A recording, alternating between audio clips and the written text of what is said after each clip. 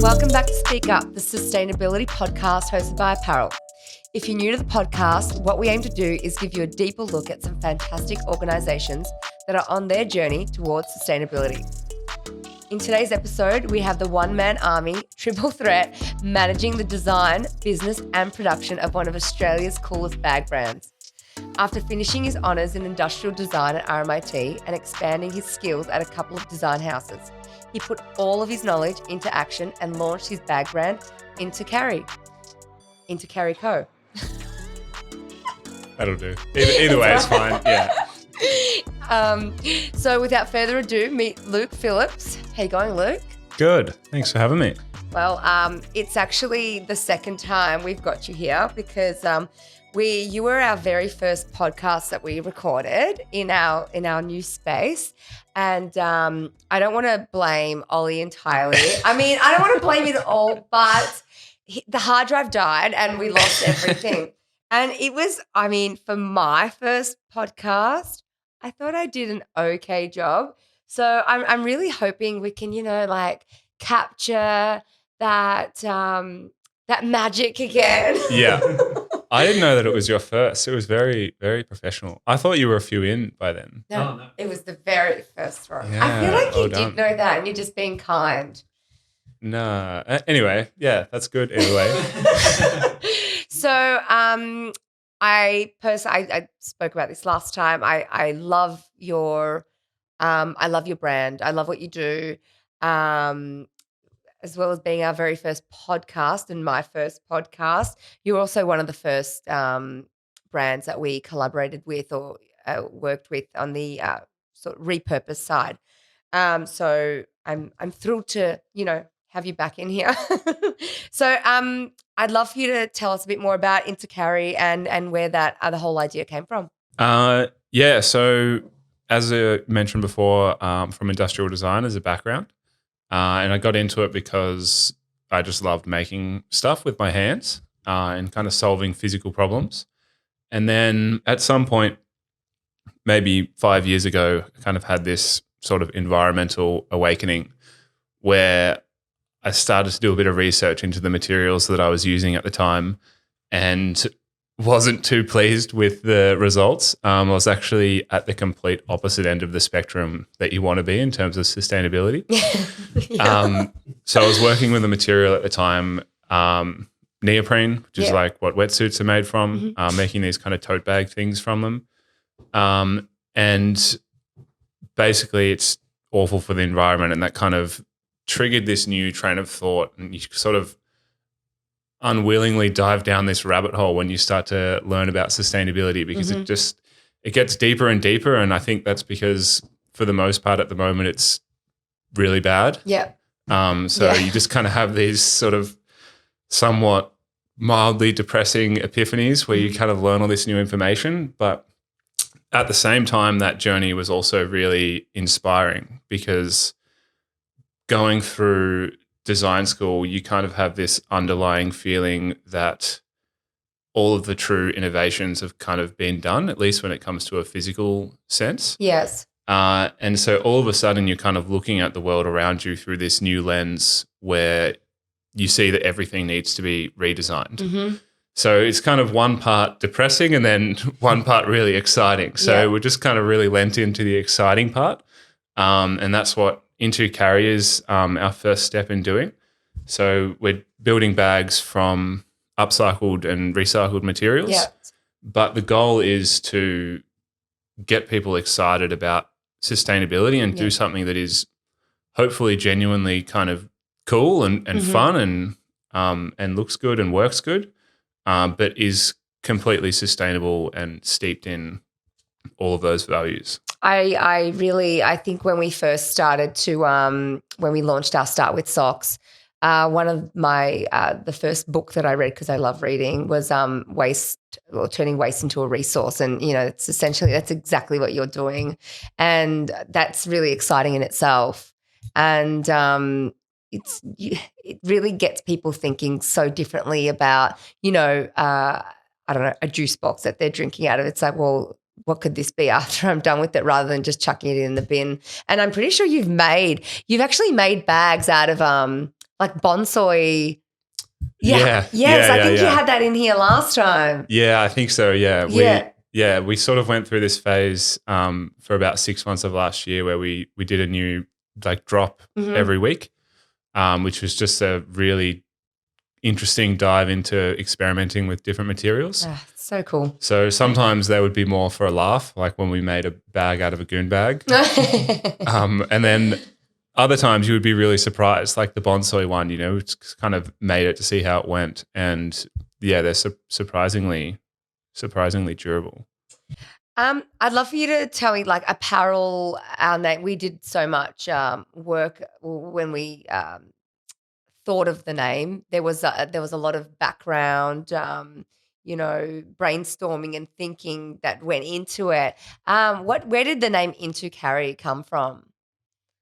Or is it not really relevant to sustainability at all? It is. It's a little column A, little column B. Yeah. So it actually started off as Into, like with the number 2. Okay. So it's INTWO.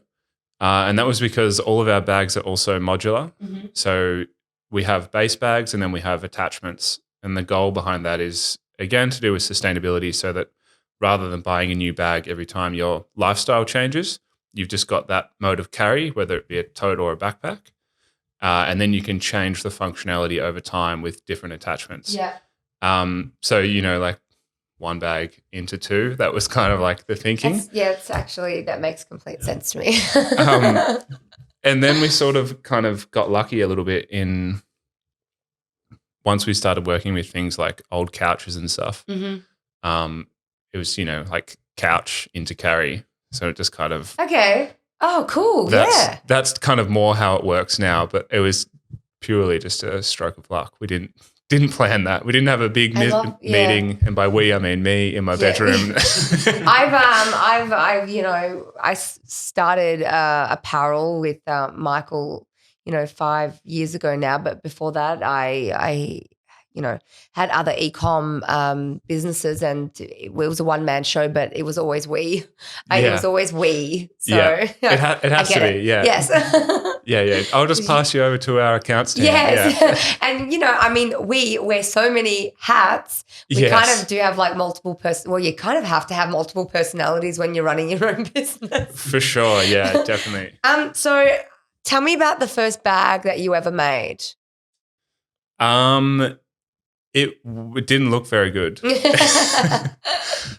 probably did. So everything, the way that Intercarry is designed and the way that it assembles and it's manufactured, a lot of work went into that specific system, I guess, so that it can be made by us in Australia at a reasonable price point.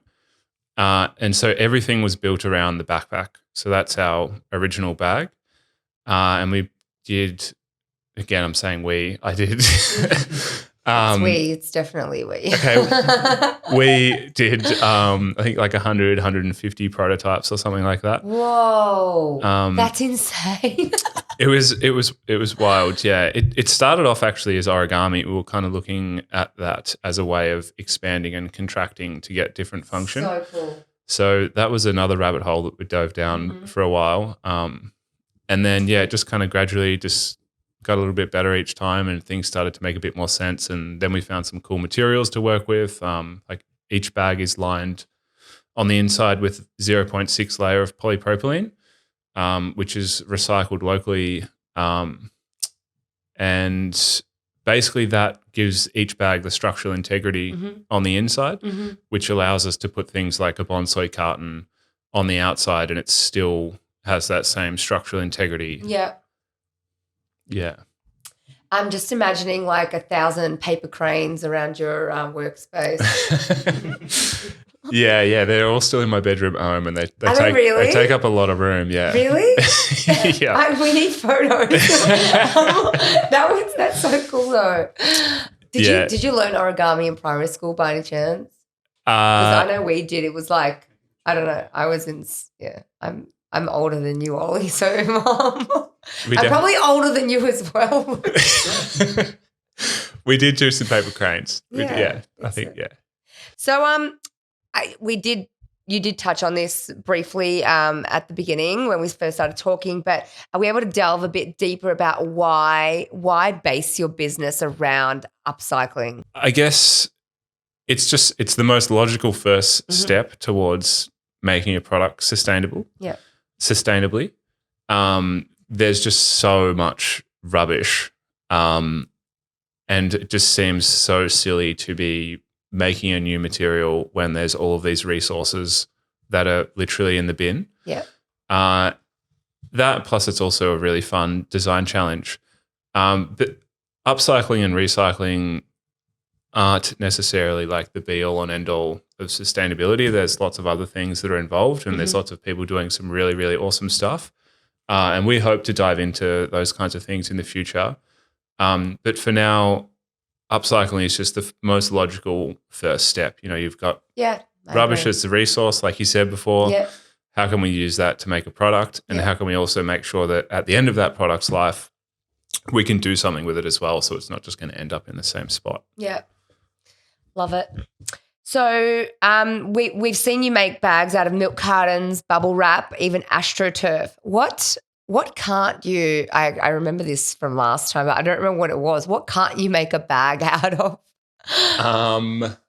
What have we had? We've had some well, the goon bag actually was – the goon bag and the AstroTurf are two that we've made that we would never sell.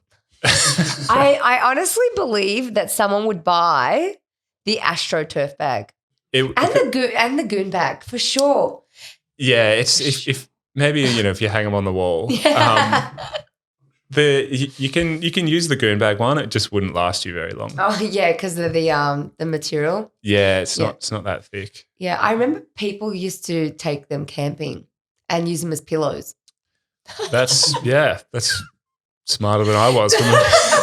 So, how would you say work at Intercarry has it changed your worldview? So probably the biggest change that has happened over the last 12 months, partly due to Intercarry and then partly due to our current project, which is Into Coffee.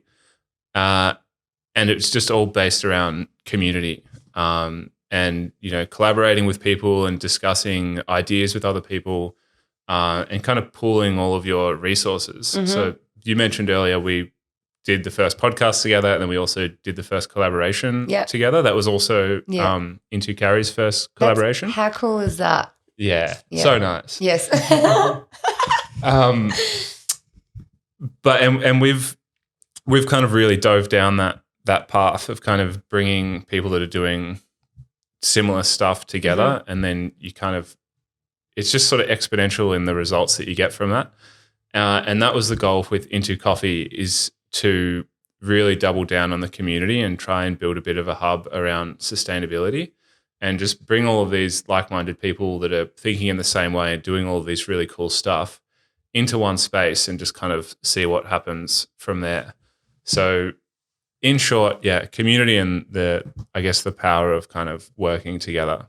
I totally get that and can, just say right from day one when we launched apparel, back when it was Man Rags, community has been the core of our business. And without them, our community has led the direction of us launching underwear. And, our community was one of the main reasons we first started recycling socks, because when you get asked the question, well, what do I do with my socks now? So community really has been the core. So I think you either you just work out how important they really are to the structure of your business. Like it doesn't take that long to work out how important they are.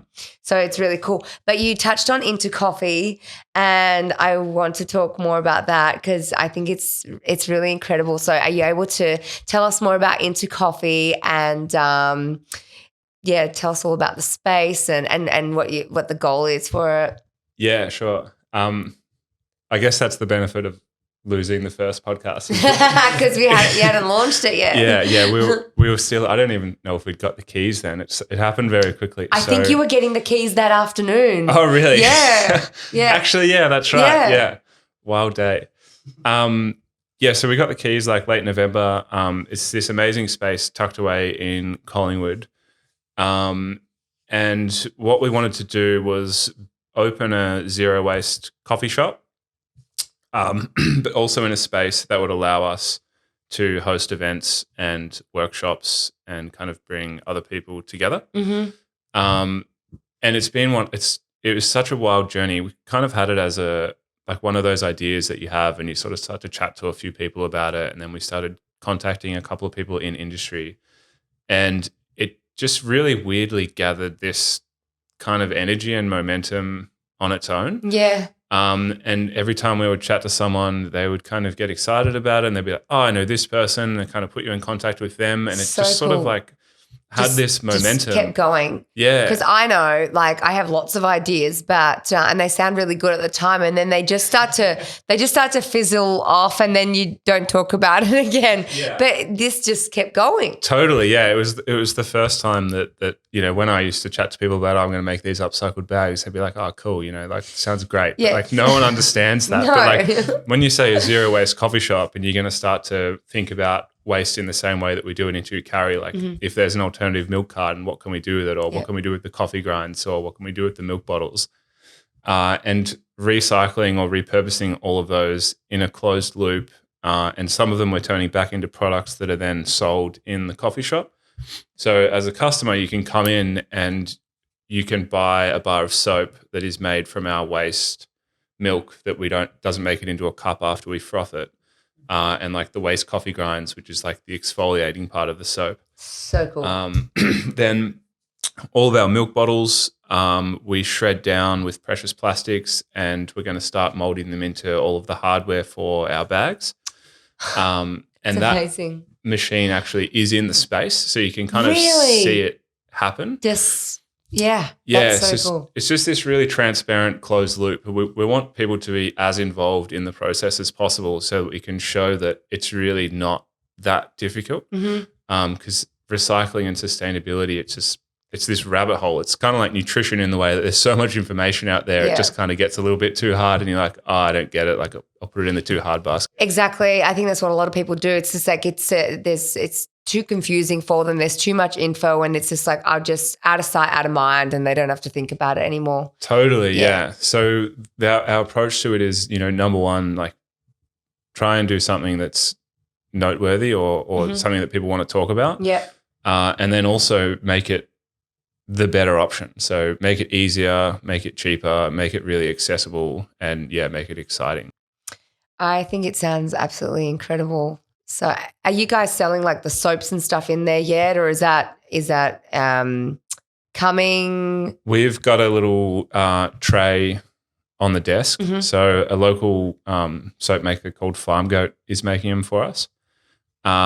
And we're just kind of giving out samples. We just cut them up into little cubes. So you can just come in, go and try it. We'll get some feedback. And then he's doing the next batch, I think next week. Oh, wow. I haven't come down yet, but I have all intentions to, and I will now that kids are back in school. Yes. I'll be visiting for sure. All that spare time. Yes. So I'd love to talk quickly about partnerships, and I want to know your favorite partnership. And you don't have to say us, but Your apparel is definitely the partnership that's the closest to my heart. Yeah. For sure. It'll always be there. We had two come out this week. One of them is a really interesting one. Like I mentioned before, that kind of environmental awakening was due to working with neoprene and kind of seeing how bad that was. And just this week, we launched a partnership with Project Blank. I'm familiar with Project Blank. I think actually they found us through you. So really? Thank you for that. I love that. Yeah. Shout out to Project Blank if you're listening, that's really unreal. Yeah. So cool. Yeah, it's awesome. So they're a really cool business. They're maybe only like 18 months old or 2 years old or something crazy. They make wetsuits. They make stuff like for surfers, and they had all these defect wetsuits or like customer returns and stuff that were coming back. And basically they just now send them to us, and we sew them up into totes, backpacks, laptop bags, like little pouch attachments or side carry bags. So cool. And then they just have them on their e-com site and they just sell them to their customers. But the other thing that's really cool about what they're doing is you can buy like an upcycle pack. So I think it's $100 and you send your old wetsuit directly to us. Okay. And we sew it into a laptop bag and a pouch so you can put your charger and stuff in there. That is insane. It's pretty wild. That is incredible. That people need to know that. I think it launched on Monday. Okay, it's Thursday now. So it's very new. Yeah. That is insane. So we sew it up into that. We send it back to them, and then they also give you a $50 credit to their store. So if your old wetsuit's stuffed, you get $50 off. Spend an extra $50, get your laptop, turn it into a new, et cetera, et cetera. Wow. Crazy, yeah. So I know there's probably going to be a lot of brands that hear that and think we want to do that too. Hopefully, yeah. The more people who are doing it, the better. But that's Mitch at Project Blank. Like that's his idea. It's just really good on innovative thinking. So cool. Well, me saying that about brands, what is your dream brand to sort of collaborate with and work with? Great question. I feel like I have one, but it's eluding me right now. Yeah, that's smart. Yeah. I mean, I forget my kids' names, so yeah, look, if it pops back up into my head, I'll go for it. But every month this year we're gonna be working with a different artist or brand. We're gonna put out which the first January's one just came out today, 2 days late, 3 days late. Which is a local street artist. Okay. So we just get soft plastic rubbish, like the trashiest of the trash. Yeah. We cut it up into squares. He does this really awesome kind of mural painting over it with a paint pen. Wow. So it's literally like painting, like using the trash as a canvas. And then we heat weld it together with 5 layers of soft plastic so that it becomes nice and durable. Yeah. We sew it up into a bag, and then you've got this kind of custom hand-drawn. Okay. I need to check this out. That one's less than 3 days old. That's like 2 hours old. We just put that up this morning. I feel like you're moving at the exact same pace that we are here, and that's very fast. It's wild. Yeah, you guys are a real inspiration. It's been amazing watching your journey so far. That's really cool. Thank you. So I guess where do you see Intercarry in 5 years? We throughout the kind of development of Intercarry, we've always been plugging that philosophy in our heads into other products. So mid-year this year, we are aiming to do, we don't have a name yet, but like Into Furniture, or someone had an idea the other day called Onto Furniture. So just taking that same philosophy and expanding it into different products. Yeah. Then in 5 years' time, like we touched on before, we might step away from the upcycling and recycling exclusively, and with developments in material technology, kind of look into what that looks like and start to really build out some kind of crazy, wild, closed loop systems. Yeah. So that's just like there's all this amazing, really, really inspiring stuff happening in that world. So where that'll be in 5 years' time is super exciting. But also, hopefully recycling and upcycling bags isn't a point of difference anymore. Hopefully it's just the norm, or like waste is a resource is just like what happens. Like people don't talk about it anymore. Yeah, it's just what we do. Yeah, right? Yeah, exactly. Yeah. Well, it's been incredible having you back in here for the second time, but first, but second. Yeah. 1.1, 1.0. Luke, I've thoroughly enjoyed having you back in here for the second time, but first time. If you're listening and you want to stay up to date and keep up with Intercarry, jump on Instagram, intocoffee.co, or to see all the bags and all the upcycling, intercarry.co. We'll also link everything down I don't know, in the comments. Show notes. In the subscription. If you want to visit Into Coffee, it's 2A Robert Street, Collingwood, 7 to 2 weekdays, 8 to 2 on the weekends. And you know the drill. Subscribe on YouTube, follow us on Spotify, and drop a review on Apple Podcasts.